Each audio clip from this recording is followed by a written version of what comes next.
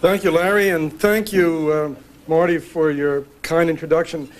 As a lifetime reader of, an occasional contributor to the New Republic, and a great admirer of your leadership of the magazine over these many years, I really do appreciate your offering me this forum and your very kind words of support and encouragement. I'm also very happy to be giving this talk in the national capital, because usually I give talks like this in what Mayor Giuliani modestly calls the capital of the world, rather than merely in the capital of the United States. So that even though this is a somewhat lesser venue, I'm happy to be here. It's especially appropriate for me to be giving this talk about assimilation American style here under New Republic auspices, because it was the New Republic that first published my articles on immigration and launched me on the trajectory that culminated in this book.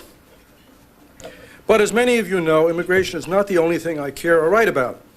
Almost simultaneously with the January publication of Assimilation American Style and two related articles of mine that appeared in Commentary and Reason, the City Journal published another article I wrote on something entirely different: rent control.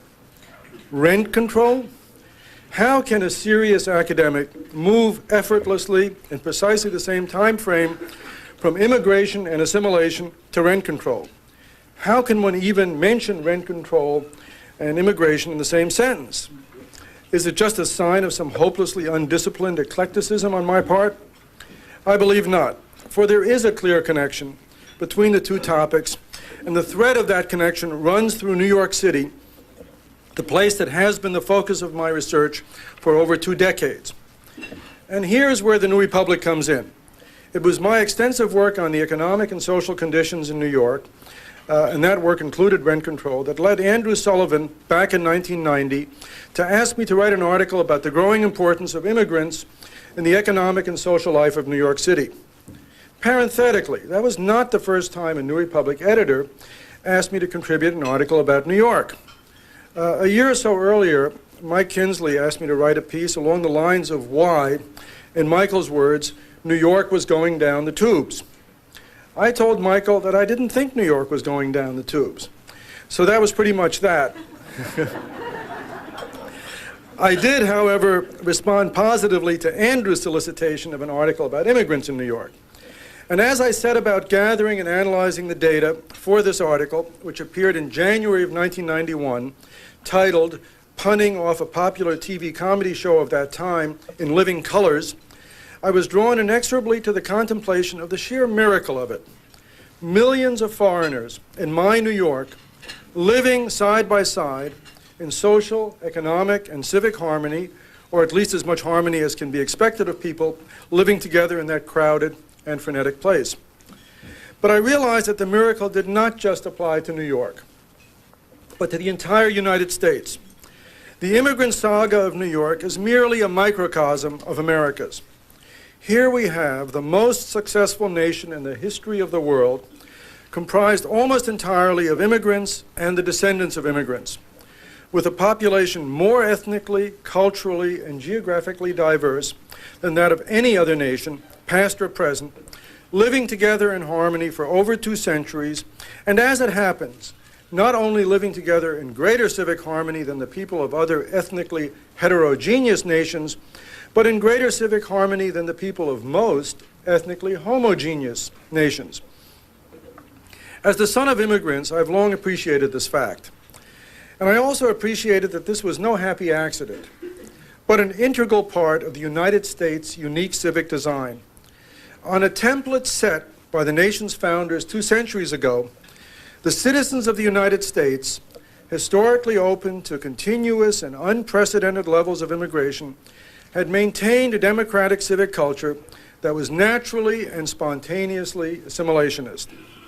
But my appreciation of this fact was strictly private until, a few years ago, I was shocked to find that some of my countrymen, all of a sudden, were changing their minds about immigrants. When I wrote in Living Colors for the New Republic in 1991, not only New Yorkers, but Americans generally were feeling very positively about immigrants. But shortly afterward, the tide of public opinion, and most surprisingly, elite intellectual opinion began to turn against immigrants and immigration. Some of this, especially at the grassroots, was economic. A search for scapegoats on whom to blame the joblessness and depressed wages attending the national recession of 1989 to 1992. This neo-nativism was especially pronounced in California, the state both most impacted by the recent wave of immigration and an economy collapsing because of post-Cold War demobilization. More shocking were the second thoughts of prominent policy intellectuals, of the left and the right, writing in the pages of the most influential policy journals, not just publications like the National Review, where Peter Brimelow's influential article appeared, but even the New Republic, promoting an immigrant-excluding new nationalism. But the intellectuals were not really worried that immigrants were taking away the jobs of low-skilled native workers, a charge that the most careful economic analysis has never been able to prove. And as I and others have shown, America's most economically depressed regions are even today virtually devoid of immigrants. Nor were they really concerned that immigrants were consuming more in government services than they were contributing in taxes, a popular allegation of some politicians that has also not survived rigorous analysis. What the intellectuals were really worried about, and probably much of the general public too, was that the new immigrants would not assimilate. They would not assimilate because they were too numerous, and they would not assimilate because they were too alien. That is, they were, for the most part, non-Europeans. And it was this realization that impelled me to write a book, not just about immigration, but more significantly about assimilation. I saw that behind the superficial national debate on immigration lay a much more significant debate about assimilation. But unlike the immigration debate, which while often wrong-headed, was relatively open and above board, the assimilation debate was deeply submerged. Without any serious public or intellectual discussion about its merits, beginning in the 1960s, American institutions and leaders began to turn away from and to disparage assimilation, both as it pertained to the process by which immigrants became Americans and the ideology by which native-born Americans of diverse ethnic backgrounds had learned to live with each other. In the public schools and the universities, in the foundations and governmental agencies, in the media, and even in corporate boardrooms, the ideology of assimilation became disreputable. The word itself either came into disuse or was spoken with irony or contempt. America had moved beyond the melting pot, seriously misreading the message of Nathan Glazer's and Daniel Patrick Moynihan's insightful 1963 book. In its place, the institutions and leaders of the United States promoted a model antithetical to assimilation, one widely referred to as multiculturalism. I think a far better term is ethnic federalism. If assimilationism is an ideology of national unity, ethnic federalism is, as Arthur Schlesinger observed, an ideology of national disunity. Ethnic federalism vests rights in ethnic groups that transcend the rights of individuals. Ethnic federalism apportions resources, power, and prestige in proportion to the size or influence of ethnic groups. Ethnic federalism is the reigning orthodoxy of most of the world's multi-ethnic nations, including our neighbor Canada, and wherever it reigns, it breeds perpetual ethnic discord. It is the thesis of my book that the casting aside of assimilation has been a big mistake, that the ideology and practice of assimilation, and that is assimilation properly defined, and a good part of my book is dedicated to redefining what assimilation really means. But assimilation has been the glue that has united this ethnically disparate nation since its founding. And apropos immigrants, the starting point of the book's analysis, assimilation is an essential ingredient of immigration policy.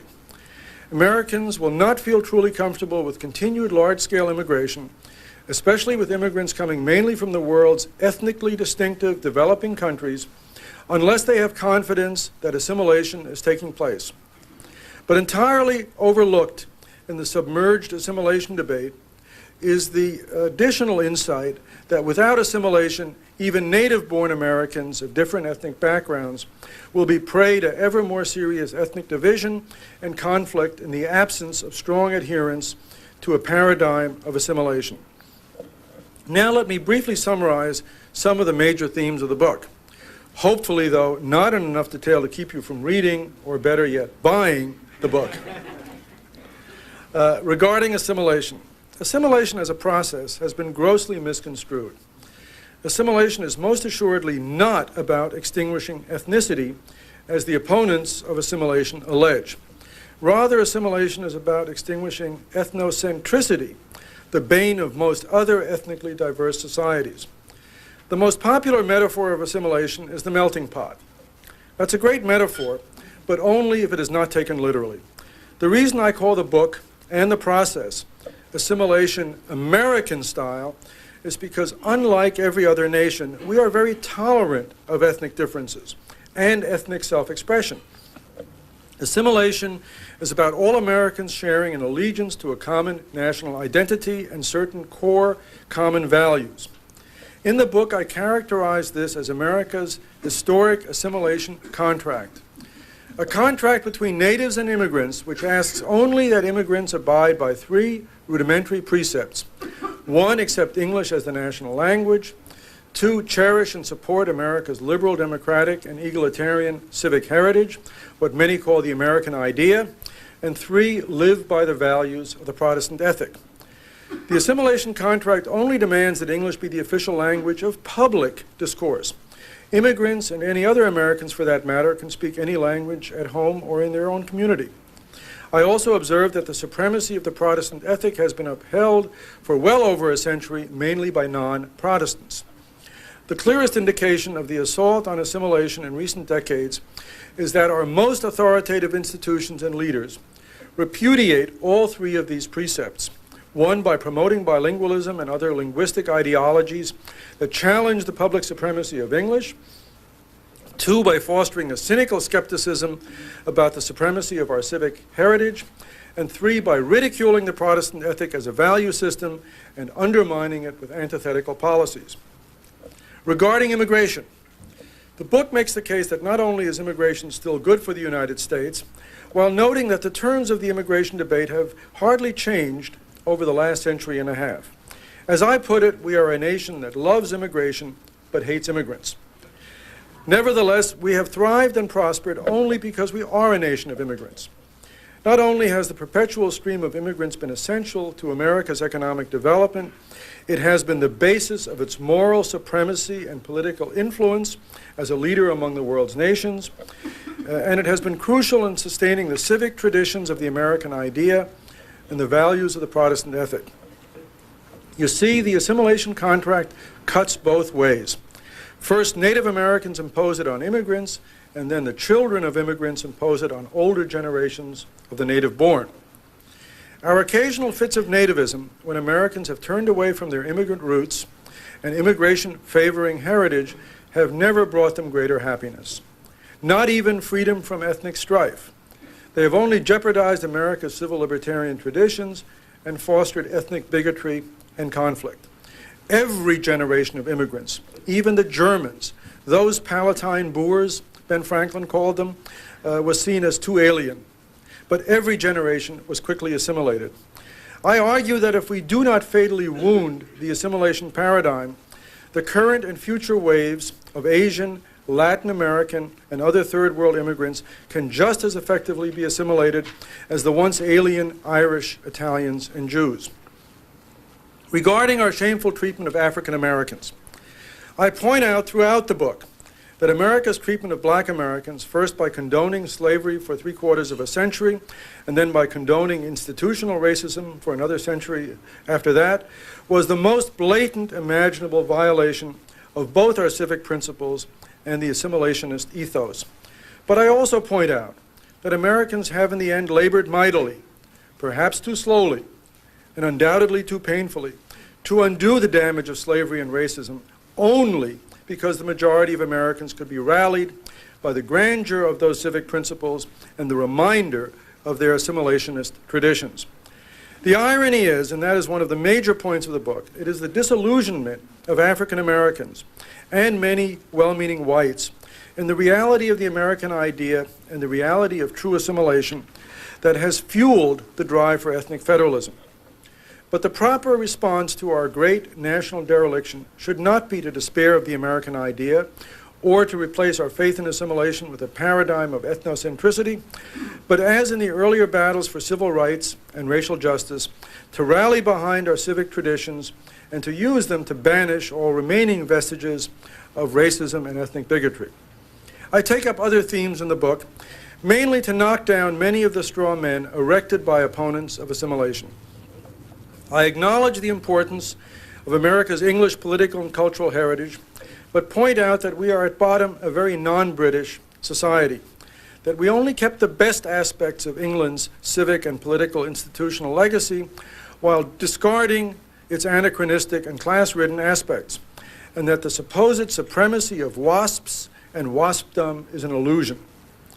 I see the widespread faith of Americans in a common national mythology based on what I call America as the land of the new beginning, not as something to be ridiculed and disparaged, but as a highly positive thing that has fostered national unity and nurtured our most idealistic impulses.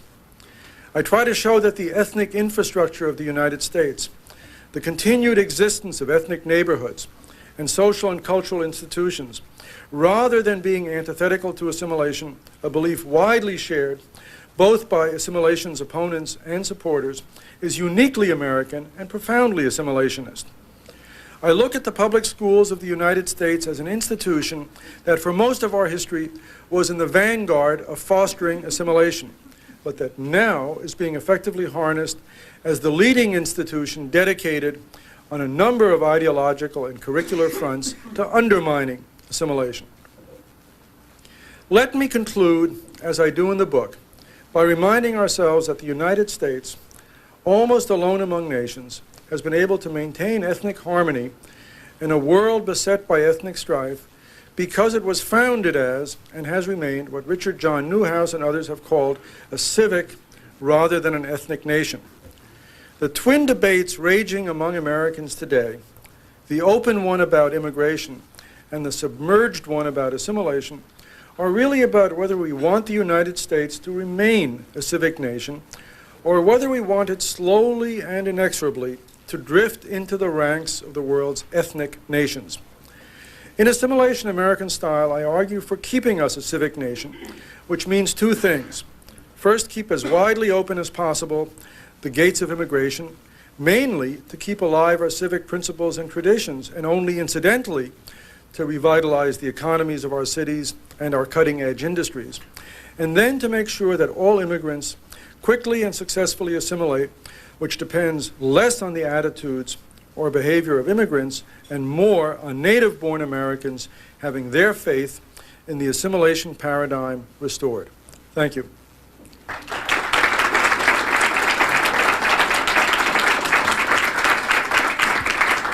So I'll be happy to take any questions.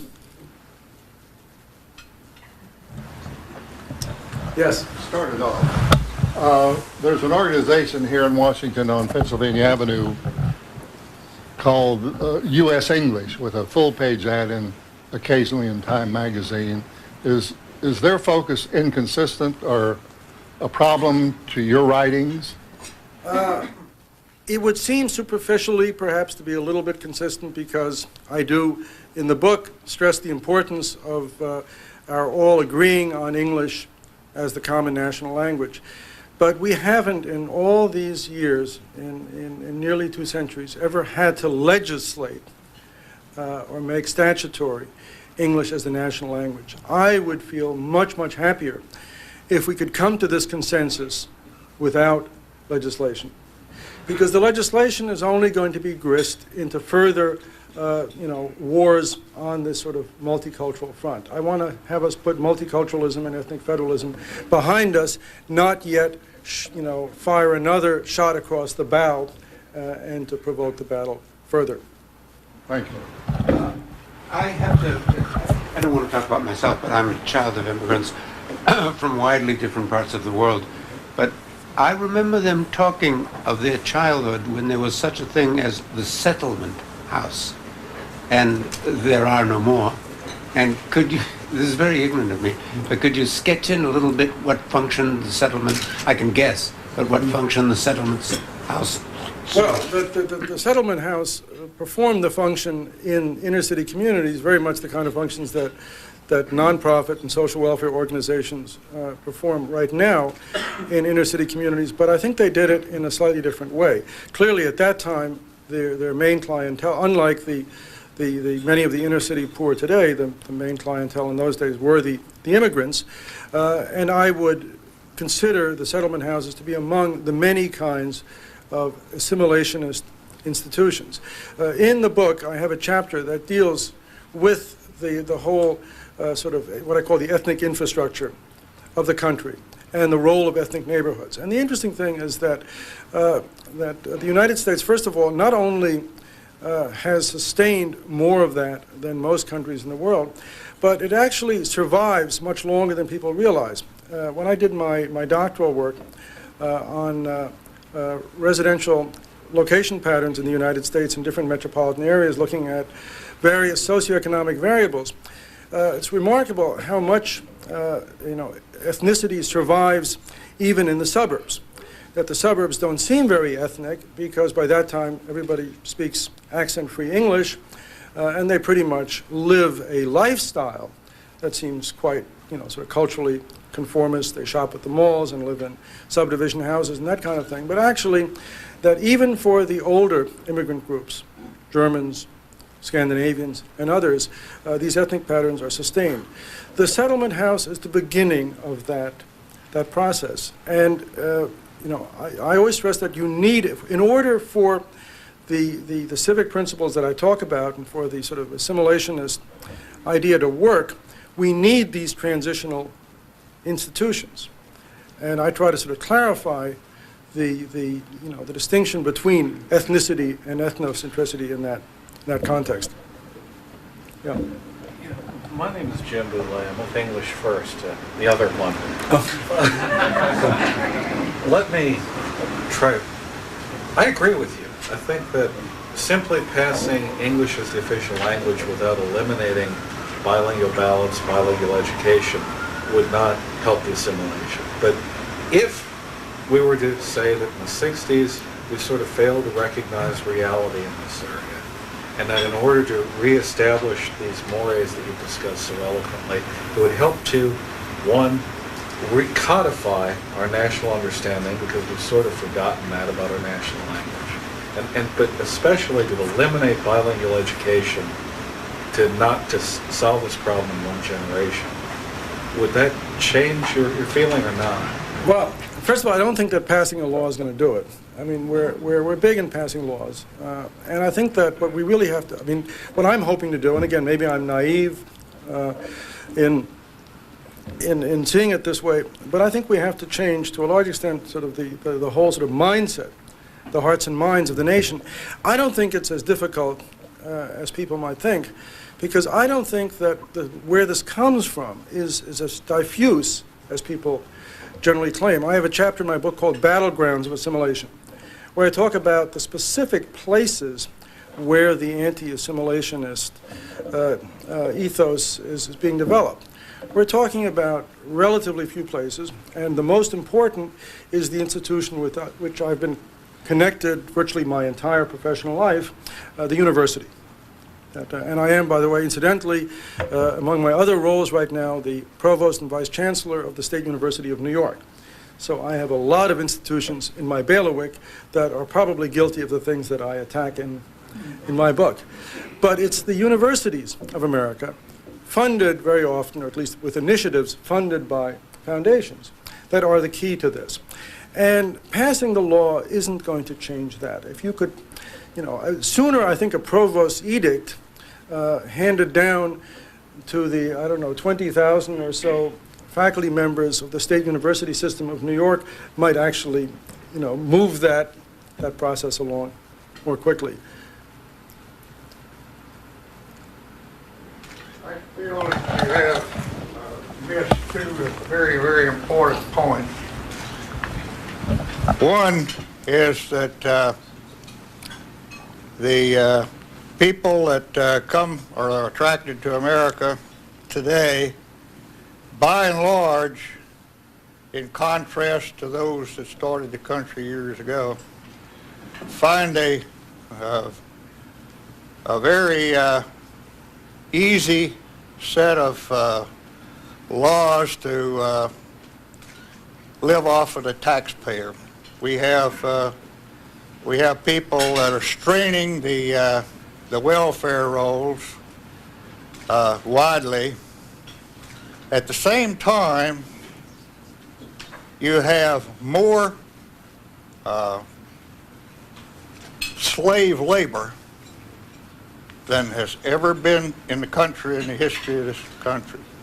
That is, you have the Korean family, for example, not to throw Korea as a bad, but just to use that as an example, or some other country where they have a family. They start a little business. The whole family works at this business. There are no wages paid and no taxes paid.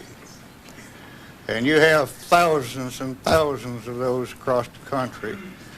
And they're putting an extreme strain on legitimate, long-standing citizens who are trying to compete with them to run small businesses. You want me to comment? I'd like for you to comment on those. That although it's actually not so much a question as a viewpoint, I have a chapter in my book on the Protestant ethic. And I talk about the role of the work ethic in terms of my assimilation contract, the Protestant ethic, and I was willing to be right up front and call it the Protestant ethic, not the work ethic, not some kind of euphemistic thing. And so, you know, I didn't beat about the bush. But looking at the Protestant ethic and the role that it's played, that has been one of the key features, and to the extent to which, you know, we have sort of eroded those values, then some of what you're saying may be true. But you can't have it both ways.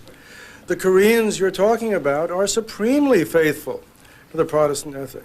That's exactly the kind of traditional behavior on the part of immigrants that we saw. That, first of all, that as I say, you know, I am, among other things, an economist, and as I point out in my economics classes, it is not a zero-sum game. That the Koreans, however hard they work, and however members of their own family they employ, in the nature of that work, are not taking jobs away from other Americans. Nor is there evidence that employment conditions, and I do go into that in the book, employment conditions in those cities in the United States where there are very few Koreans, very few immigrants of any sort, that employment conditions for low-income, unskilled Native Americans are any better. So I don't buy the second half of your viewpoint, and the first part I think I do address in the chapter on the Protestant ethic. How many small businesses have you started? A few, but I've actually read your book, Professor Salins, and I want to congratulate you for it. I really agree with what Mr. Perret says. I think it's a great book. But I was struck by something that you had in your book and in your remarks a moment ago. You said that you thought it was relatively easy to reverse the trend towards multiculturalism because it's based in the universities. I recently read another book by Professor Nathan Glazer called We Are All Multiculturalists Now.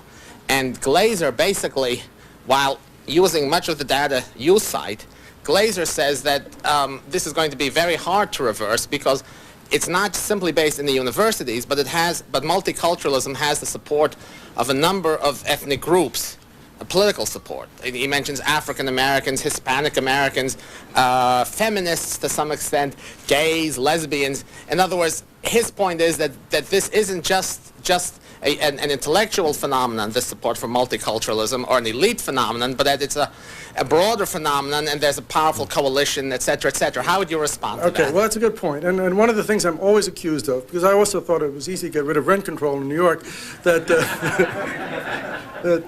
I'm always guilty of perhaps excessive optimism. But it's what keeps me going, because if I were to be prey to excessive pessimism, then I would, you know, do something else than write the kinds of things that I write.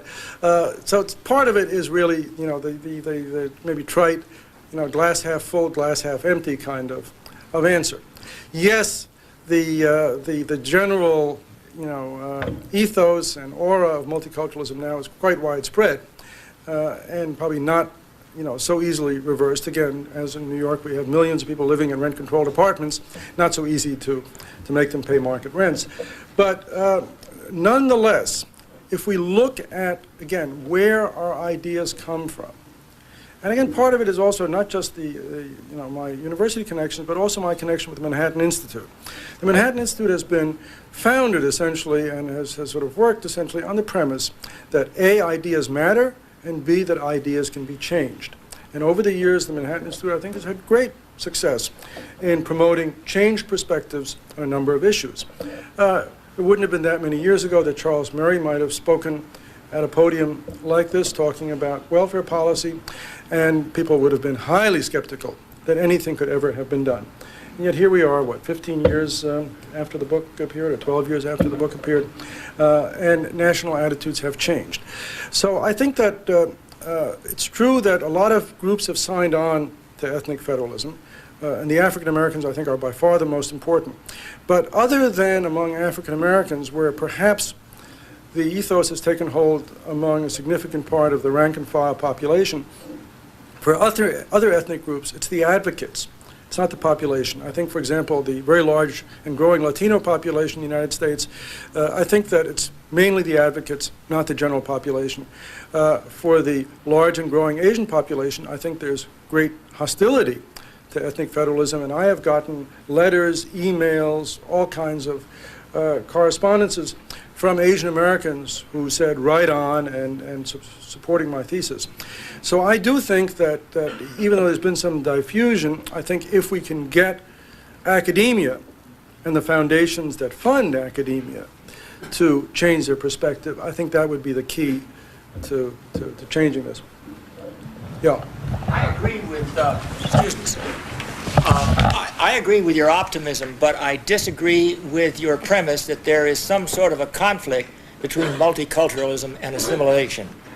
Assimilation is what the multiculturalists really are trying to achieve as a tactic, and the language and affirmative action, or whatever you want to say, is merely a means to get inside to the power circle, to get inside the economic circle, and to achieve the standing which groups perennially over our 200 years history have tried to achieve. So I don't see that there's any conflict between these two movements. Well, I'm very, very familiar with that argument, and I do. Again, have you actually read the book itself? Or? I've read your article in the Outlook, but I've not read the book. Okay, I think it's important to read the book to get into some of the sort of nitty-gritty detail on this issue, because this is this is not a brand new, even just a post-60s kind of debate. I mean, even back in the 1920s, the debate existed between the people that were promoting a kind of what was then called cultural pluralism. Cultural pluralism is, as a sort of a viewpoint or an ideology, was the antecedent of modern multiculturalism. And there is a difference between positing a society where different ethnic groups and cultural groups live more or less harmoniously side by side, and a society where you have what I call true assimilation. Some of this may seem like splitting hairs, but again, you do have to sort of read my analysis to sort of understand what the fine points are. But multiculturalism is on its face, and so is cultural pluralism for that matter, unexceptionable. I mean, who could be against that kind of thing? Who could be against a salad bowl or a gorgeous mosaic or any of the other metaphors that are being used by different people? But in the end, when you finally, what's the cliche, the rubber hits the road, or, push comes to shove, that the outgrowth of the multiculturalist perspective leads to ethnic federalist policies. And the path to true assimilation chucks all of those things, including deeply ingrained policies like affirmative action. I wrote a book on political culture 25 years ago and I agree absolutely with your assimilation theory and what needs to be done. What is not so clear to me is, in a condition in which perhaps can be ended quickly or long term, where that assimilation is not happening, especially you mentioned in the public schools, shouldn't someone be cautious about immigration under those conditions as opposed to if assimilation were working? I would say no on several accounts. One is that most of the problem that we have resides in the people that are already living in the United States, not the people that may be coming in. The other point is that the immigrants, I think if there's any sort of large and growing constituency that will help to undermine the anti-assimilationist ethnic federalist paradigm, it is the immigrants. It's true that some immigrants may be grist in the advocates' mills promoting ethnic federalism, and certainly that's what the Latino advocates expect when they promote greater immigration from Latin America. But actually, if we look empirically, that most immigrants, regardless of where they come from, including the Latinos, are not susceptible to the message.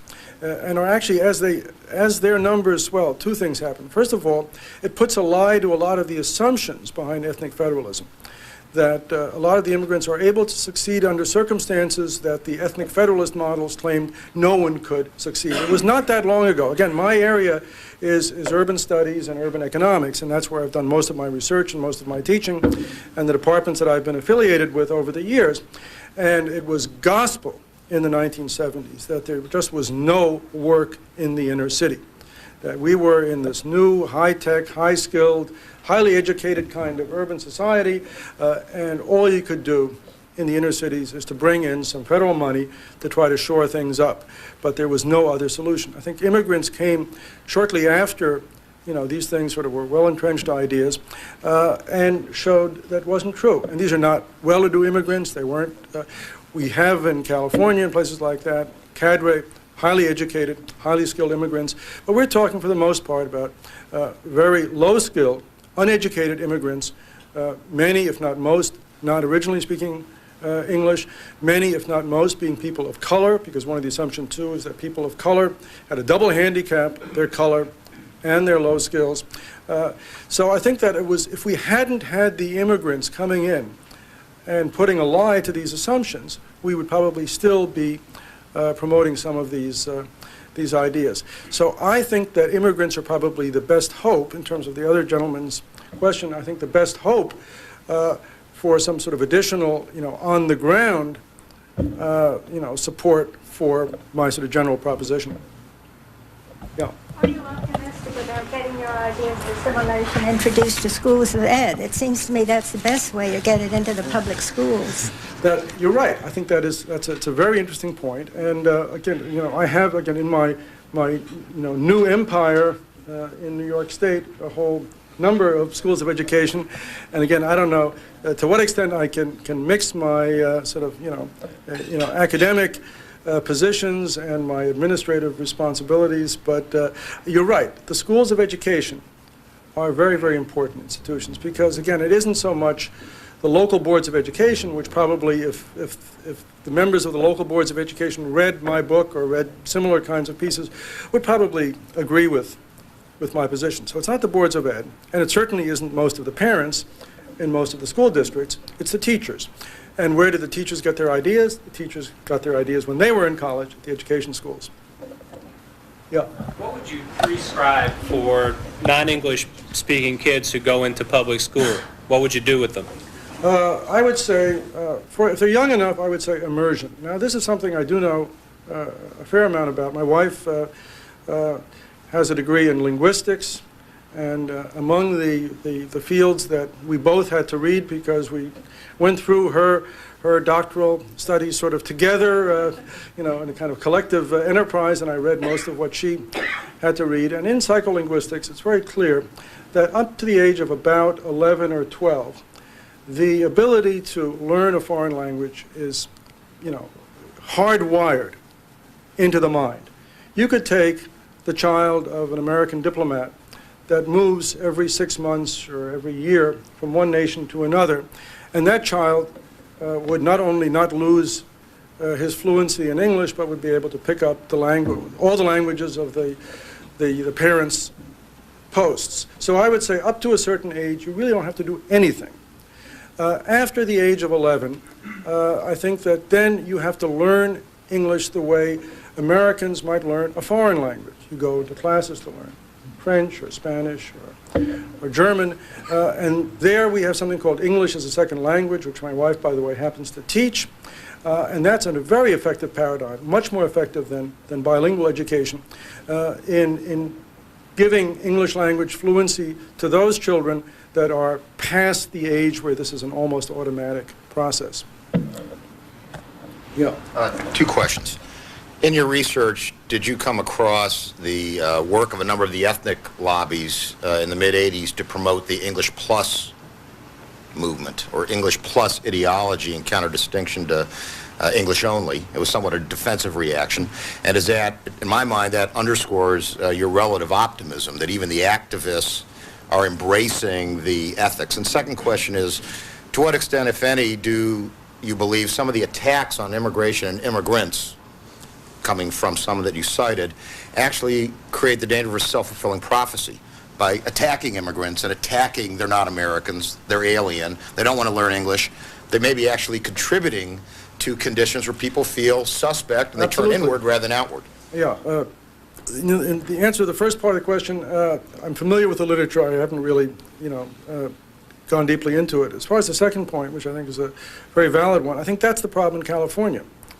I think California would actually be a great laboratory of assimilation for the most part, but for the sort of dialectic that's been established there, where the nativism results not so much just in an attack on nativism, which would be fine and I would support, but at least some part of that anti-nativist energy goes into saying, well, now we have to stick together and we have to act like an ethnic group in order to battle the nativists. This is particularly true among the Latino population in California. So you're right.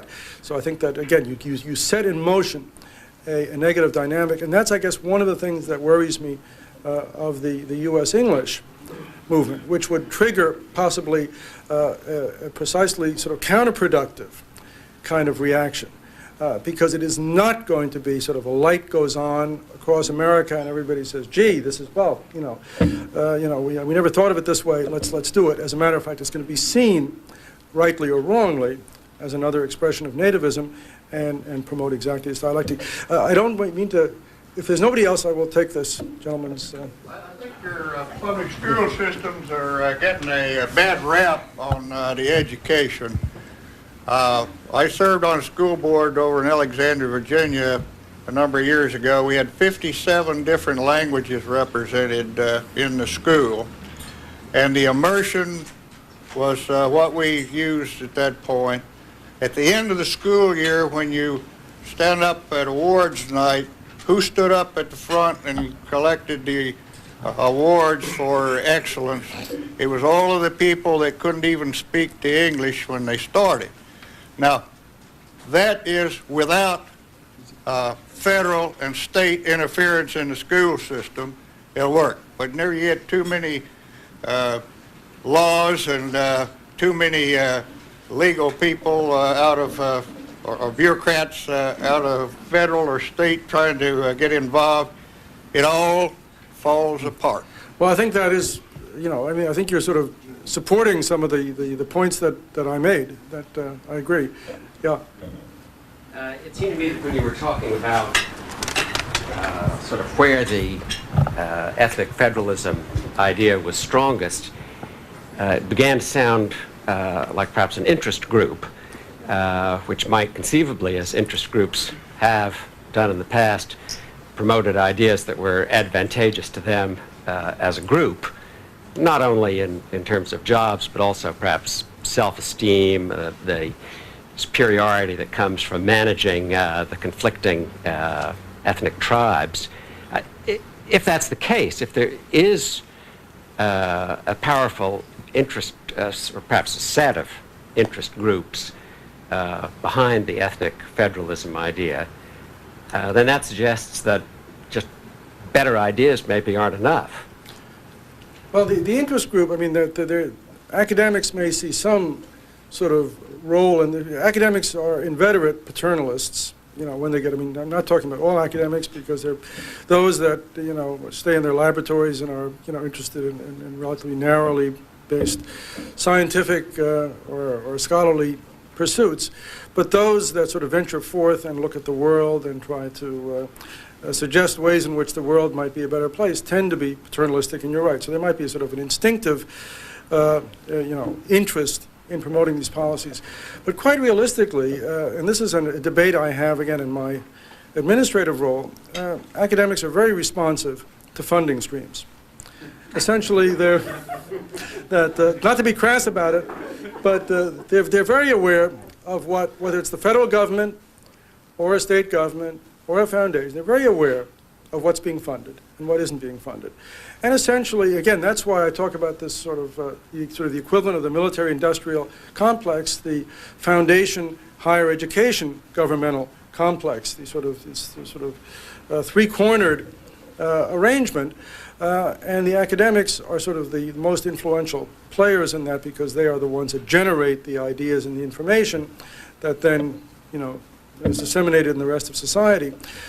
If the signal was, again, from the funders, that we're not doing this stuff anymore, we're doing something different, I think that the academics would, for the most part, quite quickly change their orientation. But again, it's a chicken-egg kind of thing, that the people in the foundations are former academics, for the most part. The people in academia are often former foundation executives, and I could mention a whole bunch of prominent people, all of whom you will know the names of, that represent this sort of, revolving door from academia into foundations, from foundations into government, from government back into academia when people lose elections or when they're no longer in top government positions. So I still sort of, believe that, however we do it, again, I haven't got a magic bullet, but we have to penetrate this, triangular culture.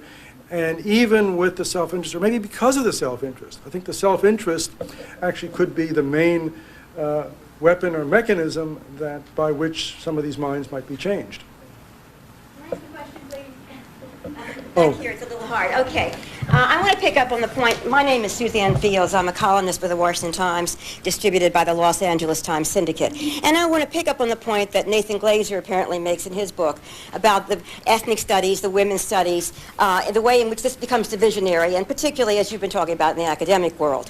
To what degree have you found feminism, the vocal feminists, as contributing to this kind of divisionary view of America, and as the vocal feminists particularly, who may not represent 50% of the people of the country, but certainly are heard beyond their own proportions, to what degree, as the funding follows them, can they have, can you turn this ideology Yeah, around? that's a very good point, because now we're talking about a very, very large, group. Yeah, ethnic federalism very quickly can lead to a kind of general interest group federalism. In other words, that it could be that the first people that sort of promote the paradigm do it on an ethnic basis, but then you can find all kinds of other gender or sexual preference or other kinds of dimensions on which you can sort of move forward in the same way. And I think that does sort of broaden the constituency for these kinds of policies. And I think if you look at the political debates in the literature, they do often make common cause. So that feminists and ethnic federalists may make common cause in some of these things. That does make the battle a little bit harder, but Nat Glazer, with whom I respect enormously and whom I cite widely in my book, notwithstanding, I still think we can, it'll be a little bit harder because of that, but I still think we can move forward. Marty. I wonder if you can comment on two observations.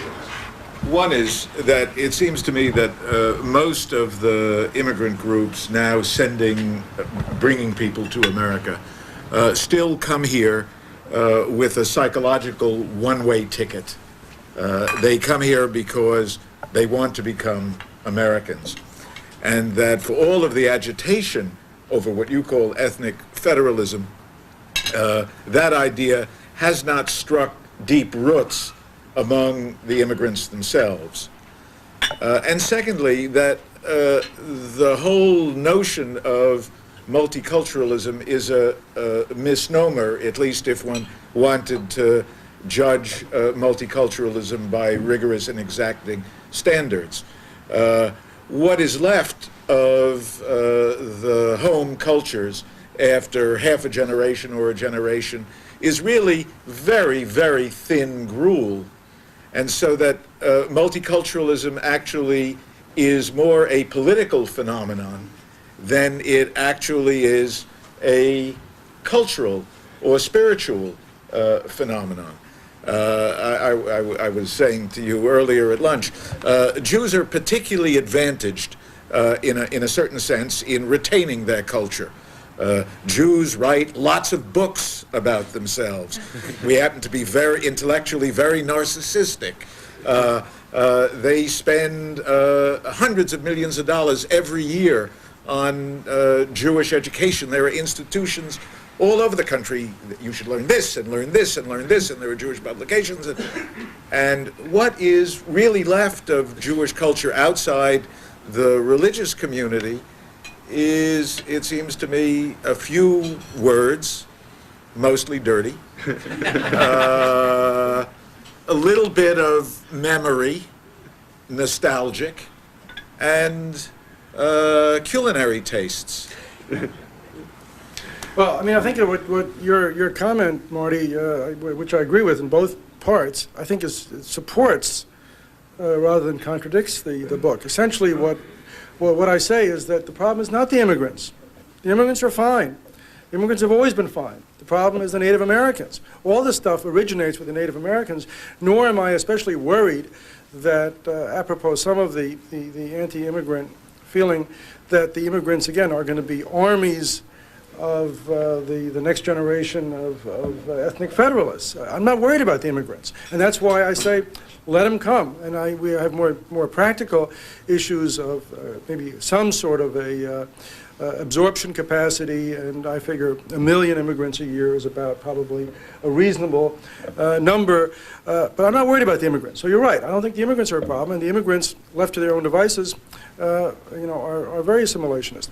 The other point, though, is very interesting, because a good part of the book really deals with explaining what assimilation is. Assimilation, it could very well be, when you talk about the thin gruel, that a couple of generations out, that most Jews are indistinguishable from other Americans. Great, if that's the way we want to be. But I can go to neighborhoods of Brooklyn or even in Rockland County, where the spirit is very, again, not anti-assimilationist, anti-culturalist.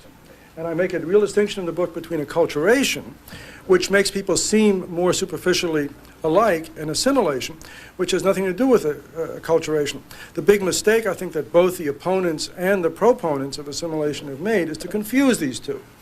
And so the opponents of assimilation is, see, it doesn't work. And that's the message that a lot of people took from Glaser and Moynihan's book, Beyond the Milky Way. See, these people have been here so long and they never assimilated. No, sure they assimilated. I say they did assimilate.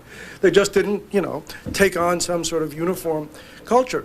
Conversely, I point out that you can have a lot of people, not just in this country, but around the world, who are very American in a very superficial sense, including most of the people that want to blow up our buildings and do other things when they're here. That in the book I point out that the relatives of one of the chief World Trade Center bombing episode, the relatives said that, they can't understand this guy was so American.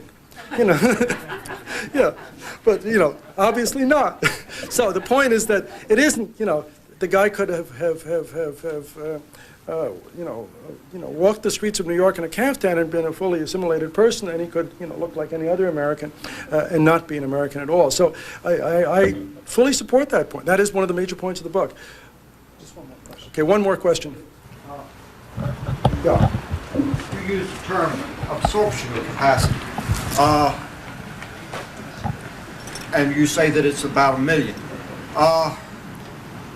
Dr. Devine's made a suggestion, and I've heard it suggested, that when you're talking about an absorption capacity, you not only look at the immigrants, but the people, but a native group that you're trying to absorb into your culture at the same time. That is, the children. That what he suggested, that what has been suggested, not by Dr. Devine, was that right now there is a far larger group that we are attempting to absorb than there were in the 1910s, 1900s, or that decade or two, where there were a huge number of immigrants, but the children were better absorbed.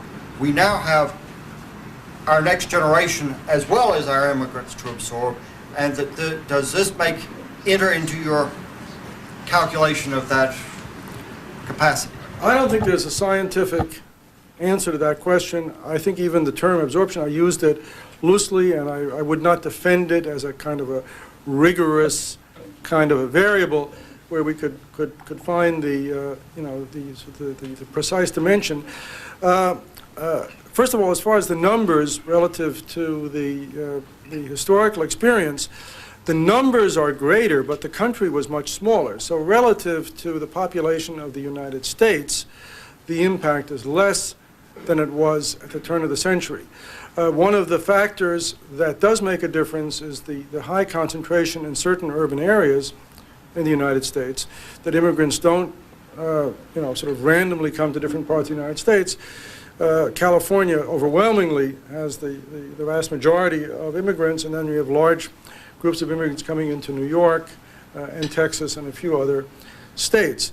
One of the arguments I have made in articles dealing with immigration policy specifically is that if we had a more random selection process, less biased toward family reunification, we would get a more diverse group of immigrants and immigrant nationalities represented, and probably a more diverse geographical settlement pattern, and that might make it a little bit easier. But I am, even if nothing changed in terms of immigration policy, and the vast majority still came to California, I'm not concerned about that. I don't think that's an issue. I think it's a red herring. I think that the other issues I talk about are the ones that we really have to be concerned with. With that, I thank you all.